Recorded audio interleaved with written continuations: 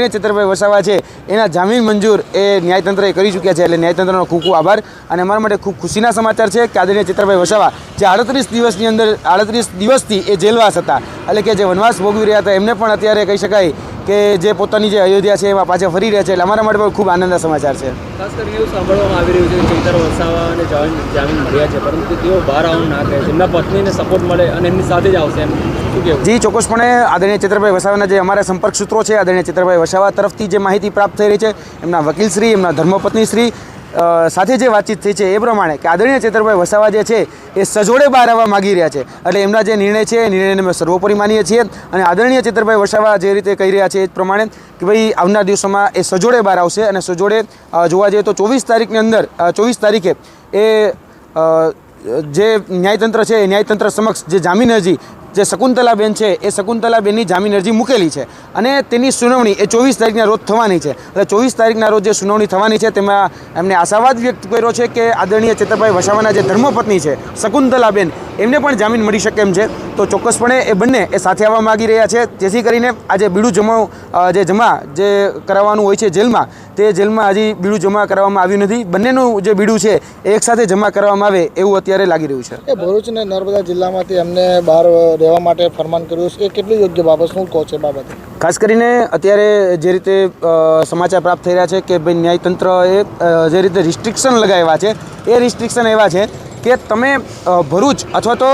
નર્મદામાં તમે તમારું રેસિડેન્શિયલ ન રાખી શકો, તમે અવરજવર કરી શકો છો, એ પ્રકારની વાતચીત છે. અને જે રીતે વકીલશ્રીએ પણ જે બાબતનું અમારી સામે ઇન્ટરપ્રિટેશન કર્યું છે, જે અર્થઘટન કર્યું છે, તો ઘણી જગ્યાએ એવું હતું કે ભાઈ અર્થઘટન ખોટું ચાલી રહ્યું હતું, કે એને તડીપાર કરી નાખવામાં આવે છે, પરંતુ એને તડીપાર કરવામાં નથી આવ્યા. તે પોતાની જે કેમ્પેનિંગ છે પોતાનું કેમ્પેનિંગ કરી શકે છે, પરંતુ ત્યાં રેસિડેન્શિયલ કોઈ પણ જે આવાસ છે ઊભું કરી શકતા નથી. અને આ જે બાબત છે એ બાબતને પણ અમે આવકારીએ છીએ. આવનાર દિવસોમાં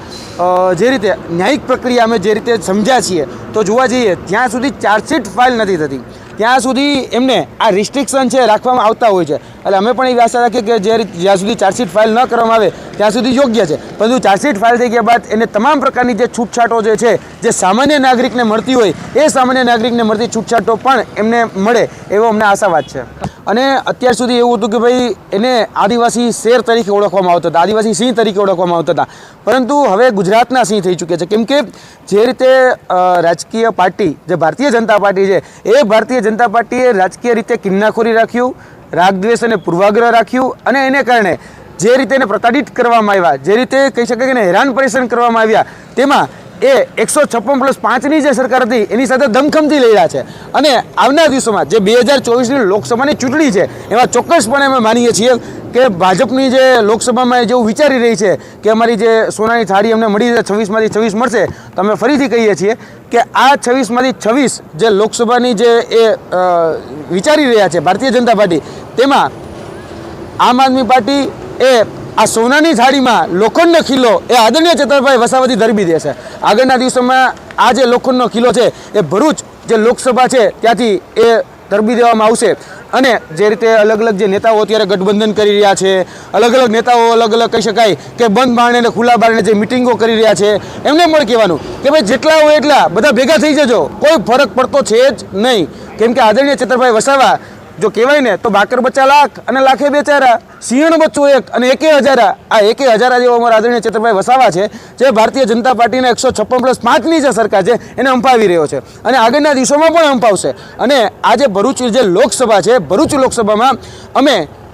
1લી તારીખથી એક કેમ્પેનિંગ પણ સ્ટાર્ટ કરી રહ્યા છીએ, ઘર ઘર ચેતર હર ઘર ચેતર. અને આદરણીય ચેતરભાઈ વસાવાએ જે ડેડિયાપાડા જે વિધાનસભા ક્ષેત્ર છે ત્યાં જે કાર્યો કર્યા છે, તેને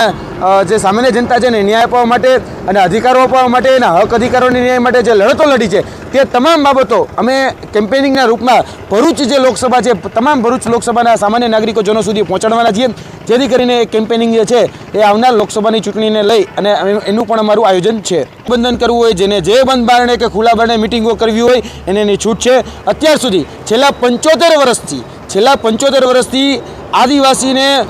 આગળ લઈ જવાના બાને અત્યાર સુધી એનું જે શોષણ કરવામાં આવ્યું છે, એના જે કહી શકાય કે સામાન્ય રીતે જે નાગરિકો છે એના સાક્ષી છે, અત્યાર સુધી આદિવાસી સમાજને આગળ લઈ જવાના માને એમનું શોષણ જ કરવામાં આવ્યું છે. આદિવાસીના જે હક અધિકારોની હક અધિકારોની જે વાત છે એમનાથી પણ એમને વંચિત રાખવામાં આવે છે. એટલે આગળના દિવસોમાં જે વ્યક્તિ અત્યારે કહી શકાય કે આદિવાસી સમાજ માટે, પોતાના હક અધિકારો માટે, સામાન્ય લોકોના હક અધિકારો માટે જે વ્યક્તિ લડી રહ્યો છે, જે વ્યક્તિ સંઘર્ષ કરી રહ્યો છે, એને જ જે ભરૂચ લોકસભા જે છે એને જે સામાન્ય નાગરિકો છે એને ચૂંટશે એવો અમને પૂરેપૂરો વિશ્વાસ છે.